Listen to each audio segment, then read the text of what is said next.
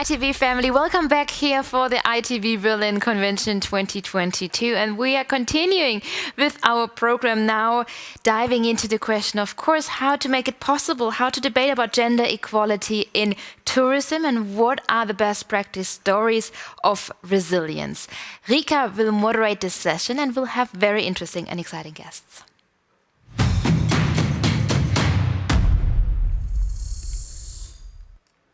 Yeah, thank you, Kati. I think it's good that we continue the discussion because we just had the discussion on equity and inclusion, and this is also a story of equity. And this is a story of female voices who have done a lot for resilience. So it's little best practice stories from all over the world. And I'm very happy to have a lot of very amazing women with me.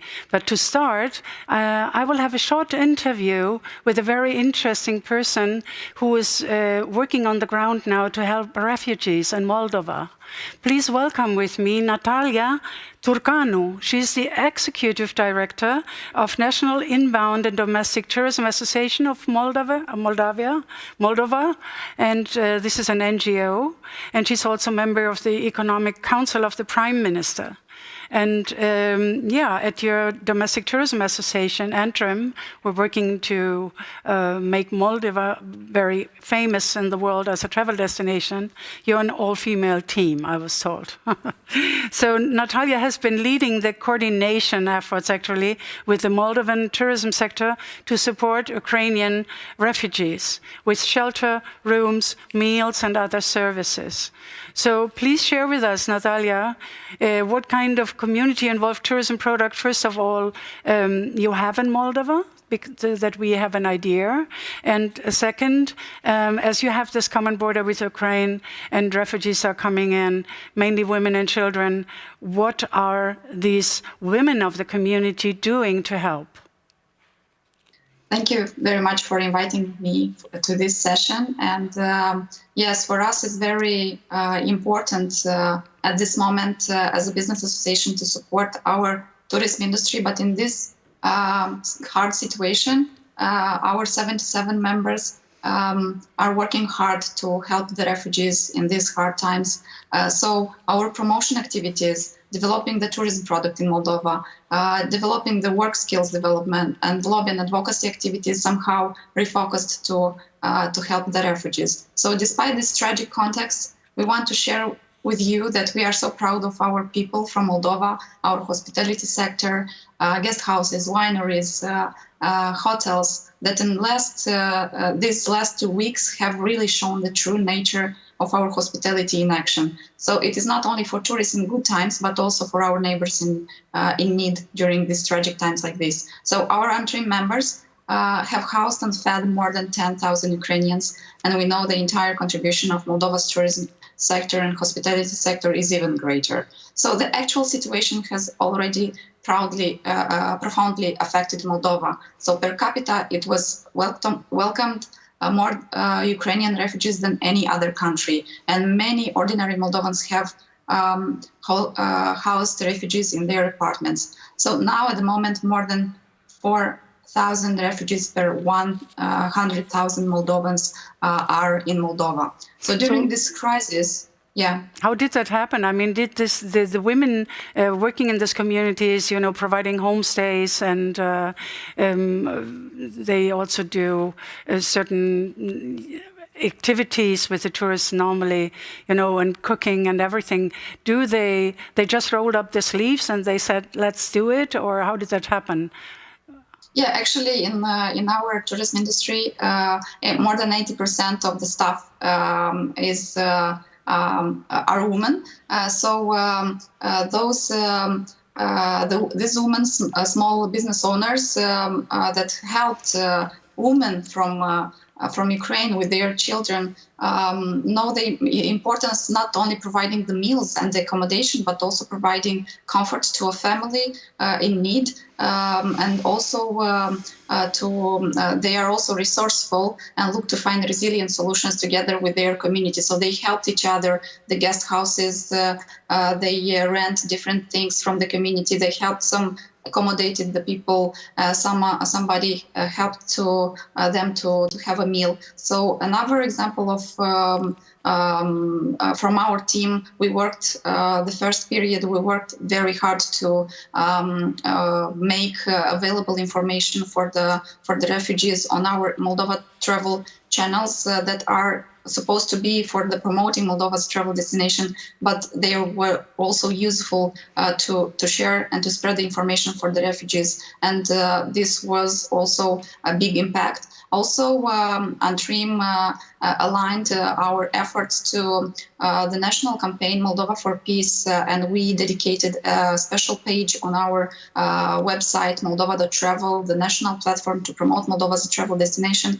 But in this hard times, we dedicated this page to inform with from the first source the refugees with the information. Also, a lot of people from the tourism industry, they offered for free their accommodation spaces. So this is very important for the first period when they showed their solidarity with the people in need from Ukraine. Mm-hmm. Thank you, Natalia, for that insight. But you also got support from the government, right? Yes, now it's more like organized, and we feel more the support from the government, and not only at like PR and campaigns, but also with concrete things. Mm-hmm. Thank you, Natalia. Thank you so much for being with us. Thank you. And we are really looking for the tourism sector to welcome travelers to Moldova as soon as possible, and to have this. I hear you have great wine and cheese and pottery. I mean, it's real rural tourism, right? Yeah. It's really amazing, and you can enjoy the slow life here in Moldova. So we are waiting for you. Thank you so much. And I think we really have to, in peaceful times, let's all pray for peace, that we continue and that we can really celebrate your hospitality. Thank you, Natalia. Thank you very much, and praying for peaceful days. Thank you. So, we have all these crises going on in the world. We have the pandemic. It's still not ended, as we heard in the session before. We have a war going on now. There are other wars also happening on this planet. And we have a lot of floodings all the time. So this brings me to one of my panel guests for today. This is Miss from India, from South India, from Kerala, Dr. Sriya. She's a climatologist with a focus on agriculture. She's a director of this research at EQUINOCT, a community-based modeling startup. She's really a highly decorated scientist. And the ITB responsible tourism partner, the Blue Yonder and EQUINOCT, have also joined hands together to form a not-for-profit foundation called CRCRD, Climate Resilient and Climate Responsible Destinations, to bring together global tourism development and humanitarian sector on a common platform, bringing down the carbon footprint. This is what we've been hearing all the day, and I'm so happy that so many new initiatives are coming up right now. So welcome, Dr. Sriya. I'm very happy to have you with me. I think we will start with her story. I will introduce each of you separately, but hi to all the other ladies already. I will introduce you later. Thank you for being with us. So Dr. Sriya, thank you for joining from Kerala. What exactly are you doing? And just in a few words, because, we don't have time. This is the motto of this year's conference, but still we have a lot of great content, so please. I'm so sorry for this technical disruption, but that's life. I'm live in a studio, so sometimes things happen. I'm so happy to have you with me again. Ladies, I had lost you. This was horrible. I can't do it without you. But we lost time, and because others will be after us, so we have to be a little faster. When you were out, I was talking about you. I was introducing each of you. So I won't do any introductions anymore, yeah? Okay, so let's jump in immediately so that at least each of you can tell her story. So, Dr. Sriya, coming back to you first. I heard, you can say, please, what you're doing, but I also heard that you're reviving agriculture cultural traditions. Please share with our audience what exactly does resilient farming mean? And I think you also have this wonderful example of the Pokali rice. Yes. EQUINOCT is a tech startup. I am an agriculture scientist. And we've been working with these coastal and estuarine villages in Kerala, which are neighboring the Arabian Sea and the Vembanad estuary. It's a backwater system, which is parallel to the Arabian Sea. So you have these small, tiny villages which are sandwiched between the estuary and the sea. And they have their own very unique systems of agriculture, paddy cultivation, one of which is called Pokali. Now, Pokali is a salt-tolerant variety of rice. The story is that the seed reached these lands during a major deluge that happened in 1341. Since then, because of the salt tolerance it acquired, it's a long-duration variety. It takes around 6 months to mature. It's completely organic, manually cultivated, because the terrain of the land is such. No amount of mechanization is possible there. And after Pokali, which is the variety of rice I'm speaking of, then you have prawn culture for the next 6 months. So this is really, it shows resilience, how you can also really become resilient once again when you see that the climate is changing in your region. But it's very unpleasant. You told me that, for instance, tidal flooding has become a daily reality. I mean, that means twice a day in some of the regions of the backwaters of Kerala. So you gave me also one example from a quite female perspective, that there is an ecotourism village, which was like best practice of ecotourism. And by now, because of the tidal flooding, the water enters the kitchen of the women every day, every morning.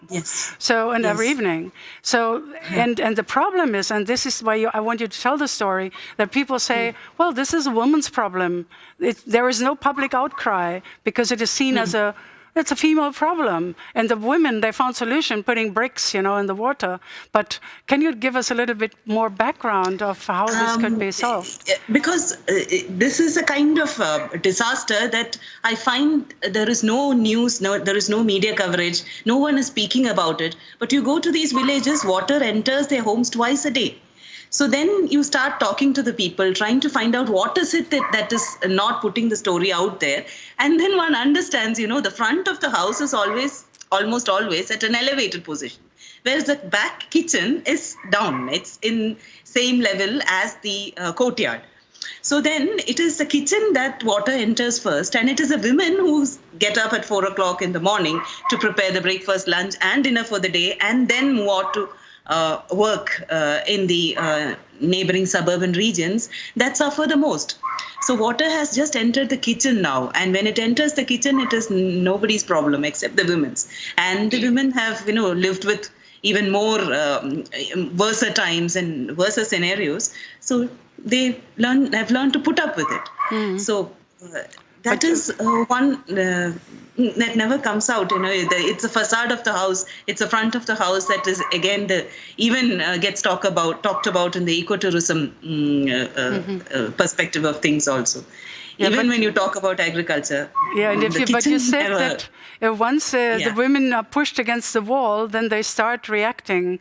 And you yourself, you are one of the role models, you really do something. You're such a well-known scientist. So what do you do with Equinox to create resilience and to take over leadership to help these women? There are two aspects to it. EQUINOCT has been struggling because one thing that we've been doing is to give agency to the people in the form of data. Because after 2018 floods, we realized that there has been such a lack of early warning in these villages. No one told them that, this kind of an emergency was to land upon them. So after that, EQUINOCT have been working for the past 2 years to create this kind of agency of creating local data stations. We are collecting weather and resource data, monitoring, creating real-time web platforms where these can be analyzed and interpreted by the community themselves. So this is something that we've been doing for the past 2 years. And as I was telling you guys, just 4 months back, we met with Gopi. And then, this entire concept of climate resilient and climate responsible destination was born, where you have, there are 3 important aspects I see. One is this part where you have agency given to the people when it comes to responding to disasters. It's actually putting this last mile connectivity thing up on its head. It is the people who give the warning rather than wait for a central agency to trickle down an early warning through a very damaged, corrupt system. So you have the people who warn the government that something bad is about to happen. And something of that sort really did happen a couple of months before we met with Gopi. And in the light of all these things and the kind of resilient livelihoods that Gopi and the tourism sector is about to promise, we realize that, there is a tremendous possibility in repurposing of tools that the humanitarian, developmental, and the tourism sector possesses. And a beautiful example of that is what Natalia was speaking of in Moldova. When all these sectors come together, there's so much of tools, skill sets, and resources that are available with all these 3 sectors, which can be pooled together. And that is one reason why CRCRD is being born, so that this kind of synergy can be achieved. And the other is to look at new possibilities of redefining livelihoods with tourism as a major pillar. So these are the ways in which we are trying to work. Thank you. Yeah, I mean, there's a lot to do. We talked about it. There's also how to break patriarchy, in these areas, and how to empower the women who, as you said, once they are pushed against the wall, they are reacting. So I think this is happening. And one aspect of it is that, we have 50% representation of women in local self-government bodies. And that is the major strength that I see. When I talk to women who are our panchayat presidents, who are ward members, there is so much of, direct talk that we have, rather than, hiding behind all these rationalizations and righteousness about things. We know when you can't cook in the kitchen, something bad is about to happen.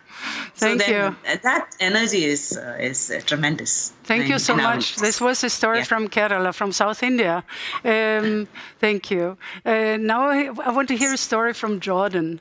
We have Muna with us. I already said that you're working with the Ministry Delivery Unit of Tourism, that you're the founder and CEO of BARAKA. And so speaking about the crisis and the pandemic, can you share with us maybe your story, how the women of the villages you're working with, the women, how tourism changed their life and how they actually became the idols even of the village during the pandemic? Absolutely. We started our work in 2015, and we were particularly looking for secondary tourism sites where we would create tourism experiences that were telling the stories of the community. So it was very important for us that that our partners were real partners, that they were the real beneficiaries and the main beneficiaries from the travel experience, but also that they were the ones using it as a platform to share their stories. And in these villages where we were working, it's the story of the historical stories of the Greeks and the Romans and the Nabateans, and not really the story of the people of today. So in these multiple, we set up 13 micro businesses with partners from the village, and we set up a bed and breakfast. And it's really been an incredible experience seeing, we track the numbers, right? So that we have 153 people in the village working with us now. 67% of them are women-owned businesses, which is very important to us. They're making 44% more than average national income, and they're keeping 73% of income coming from tourism in their village. And these are measurable things. What we are finding harder to measure is the psychological impact on, the incredible women we're working with that flourish and that really bring so much power to us as well. I'm often asked, your work is amazing, empowering women. And my response is always that I have nothing to empower them with. These women empower me. They have power. And I think one of the very important lessons learned for us has been that power looks different in different places. We have to start accommodating for that. There's a cultural way of showing power amongst women in different parts of the world, and we need to always accommodate for that. Yes, the women that we, our partners in the village, have played a very big role during this crisis as well in bringing the business back to life. I think a trait that is often linked to women is empathy. And I would love to challenge this today, that these women were so assertive, and usually that's a male trait. And I think it's time to break those gender norms or boundaries and these ideas that we've had, that these are traits that are linked to these. So female leadership would rather be that, right? So what would female leadership be for you? I've seen a combination, and I think that combination is very important. That in times of crisis, these women were able to make very assertive decisions, but because of the empathy they had, they were able to gather in the village around rebuilding the business and around bringing people together, and they really have become idols in the village. Thank you, Muna. I'm sorry we can't talk longer about it because of these problems we had. So now we want to talk, but I think we can continue. I'm always saying that, continue this, the discussion next year. And also, if somebody wants to know the name of these projects, you can send us an email. We will very happily share with you the links of the companies involved here. Yeah, so that you can learn more about these wonderful projects. Holly Budge, you are the founder of and CEO of How Many Elephants. That's a wonderful initiative on the African continent fighting against poaching of Africans. But you're also the founder of Female Ranger, of the Female Ranger Day. Can you tell us a little bit more about that? Thank you, Rika. Yeah, it's now World Female Ranger Week, because one day just simply wasn't long enough to cover all the incredible stories.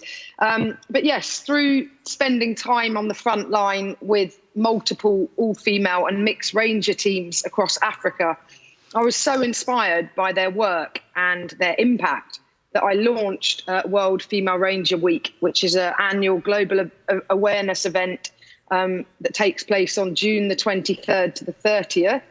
And this is a platform to share the Rangers' stories with a global audience and raise much needed funds for them. So even though the female Ranger movement is gaining huge traction and momentum, there is still a significant gender imbalance in environmental conservation, with just 11% of the global Ranger workforce being female. So today I wanted to quickly use the Black Mambas as an inspiring example. A spike in poaching was predicted at the beginning of the pandemic, and this has been seen in many areas across Africa and beyond. But where the Black Mambas are operating in South Africa, they're an all-female anti-poaching team, and they operate in the Bululi Nature Reserve. And they haven't seen an increase in bushmeat poaching. And I believe this is due to their ongoing efforts to support and work with the local communities throughout this crisis. And they've been delivering food parcels as well to reduce food scarcity. So I think it's a real testament to their work that poaching has remained at a low in that area during the last 2 years. And it really is down to the relationships they've formed with the local communities in the area. Is that also because, as Muna said, there's a different kind of leadership women have, and there's empathy, a different kind of empathy. So do you think this also plays a role? Because when you first hear it, you say, oh God, this could be dangerous. I mean, but it's people are welcoming it. I mean, even the poachers, obviously, the male poachers. Absolutely, Rika. I mean, I think the female ranger movement is gaining momentum because women are proving to be so successful as natural communicators. strengthening those relationships within their local communities and easing local tensions through the power of conversation and investing their earned incomes back into their families. So, I absolutely agree with that. So you would say this is also a safe job. There's nothing to fear. And it's a role model for young women. Are they following up? These ladies are not only working on the front line of conservation, they're also educators, they're role models, they're agents for positive change, and they're beacons of hope. I wouldn't say it's always a safe role, but certainly the rangers that I've spent time with are highly skilled and highly trained. So they are prepared for the most, as best as they can be for the work they're doing. But of course it is and can be dangerous and challenging at times. So this is what is a role model, which is also interesting for other regions. I mean, that could happen in India. You already have, for instance, or in Jordan or whatever, in Indonesia, So you have female rangers from all over the world by now who are part of that movement? It's fascinating. So through primary research, I've identified over 4,500 female rangers in 18 African countries so far, and around 5,500 globally. So since launching World Female Ranger Week, I'm now chatting with female rangers in Venezuela, in China, in India, Sri Lanka, Australia, Scotland. Wow. And even though these women are on different sides of the planet, many of them are facing very similar challenges in terms of, ill-fitting equipment, for example, or workplace security issues, or many of them are still battling social stigma. Yeah, but I think we will hear more about it, I'm sure. This is a wonderful initiative, very fascinating. And we will have to hear more about it because I think it's extremely empowering, and it's also helping these women to take a stand in their families. Yeah, and even if it's still stigmatized, but making it an international movement helps overcoming stigmatization, of course, because they see there is international attention also, and also the big World Life Funds, and they are also supporting it. So this is also very important. We need to work together, all of us. Time is running. Thank you, Ollie. So now we have Rika. I'm coming to Shana, Fatina. While entrepreneurs face challenges starting up businesses everywhere, women often experience an extra layer of hurdles. So you work with ITC in Indonesia, in Labuan, Bajo. If I pronounce it right, Labuan Bajo, and with She Trades. And I was told that you personally broke barriers and became a successful woman entrepreneur, which is, of course, also a role model. So tell us a little bit more about what you are doing. Okay, thank you, Rika. So first of all, thank you for the opportunity from the She Trade initiatives. So we are happy to become She Trades families in 2016, and they're really supporting us through thick and thin and improve our capacity and our business beyond borders. So Ora Dive Comodo is a unique locally owned diving and tour operator for Comodo National Park and Forest destination. We offer memorable experience and excellent hospitality, both land and in the sea, for individuals or groups with personalized itinerary. This Ora Dive Comodo consists of professionals who have a wealth of experience in scuba diving and exploring extraordinary nature of the land of the dragon. We built the company since 2014.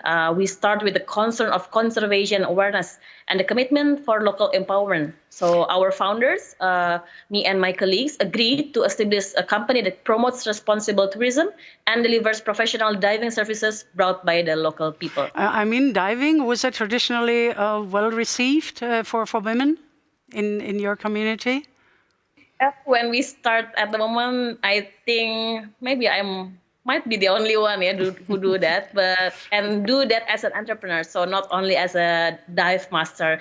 So it's really interesting. And when we started, people start, especially the women, they start to take a look and, okay, this also might be the opportunity for them to take part, and how to try this very experience. But somehow at the moment we have more and more dive operators and dive masters that's our women. But tell me, during the pandemic, what did your community do? I mean, there was a sudden loss of income, lapse of tourism. How did the community, the women and partners you work with in your community, what did they do? Well, this pandemic has bring all down tourism industry in Labuan Bajo, include us, because before we really rely on foreign tourism. And however, at 2010, the market is dropped. The attraction like the Comodo National Park was closed, like no more international tourists, and we have to adapt to focus on local tourists with different expectation. So our strategy was to prioritize, to respond, recover, and grow. We prioritize definitely by minimize all the costs, and we prepare the rebound strategy. So we postpone our operation and we monitor what is happening and when is the best situation to rebound. And then we try to see, and as I foresee, people are concerned to safety of diving, because diving is really related with like COVID interaction. That's why most of our colleagues drop out and they come bankrupt because of the situation. And that's why what we do is definitely at that time we comply with we adopt the COVID protocols and to make sure everything is meeting the qualification to serving tourists while pandemic. And then we also have more time actually to learn new things, like looking for new potential attractions. And then we see tourism villages, and we meet more the community to collaborate with local peoples, and how to see the changing market of tourism and how to answer their needs. So you really used the time somehow to what did you do? I mean, you also had these projects with plastic, where you used plastic for souvenirs. Exactly. And, That's a very interesting one. So we collaborate with our colleague also to make souvenirs to support green tourism by collecting plastic waste and transform it into plastic waste souvenirs. So like recycled coasters. And we collaborate with the restaurants, cafes in Labuan Bajo. So it doesn't directly relate to our business, but however, this initiative also help and enhance the awareness of local peoples and local tourist operators, that we can help the environment cause by contributing something and reducing the waste that we have in Labuan Bajo. Thank you. Thank you, ladies. I'm sorry we can't talk longer. I think women can play a very important role also for peace in this world. And I think we need female leadership. We need also the women in the communities who can somehow, as Mona put it, even teach us what leadership means. Because they have for centuries, shown leadership when it comes to their families of surviving. They were examples of resilience all the time. So we continue this conversation at ITB next year at a physical show. And thank you so much for being with me, and excuse us for having these technical difficulties. But you were great. Thank you. Thank you. Thank you. Thank you.